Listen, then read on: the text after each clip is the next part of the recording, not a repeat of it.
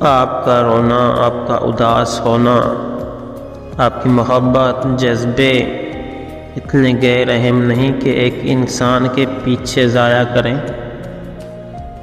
مانا کہ یہ تکلیف برداشت کرنا مشکل ہوتی ہے، مگر وقت گزرتے ساتھ کم ہوتے ہوتے ختم ہو ہی جاتی ہے۔ شرط یہ ہے کہ سوچوں پہ قابو ہو۔ آپ کی شخصیت کوئی گری پڑی شے نہیں کہ کوئی آپ کو چھوڑے، بھول جائے، پھر بھی آپ اس کے پیچھے پیچھے لپکیں۔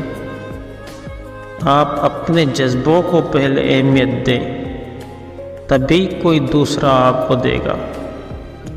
لیکن ایسے کمزور بنیں گے تو روتے رہیں گے، پیچھے رہ جائیں گے، بے قدرے ہو جائیں گے۔ اس لیے اٹھیں، مسکرائیے اور خود کو بدلنے کی کوشش کریں، تاکہ کچھ لوگوں کو پچھتاوے کے مستقل مرض مبتلا کر سکیں۔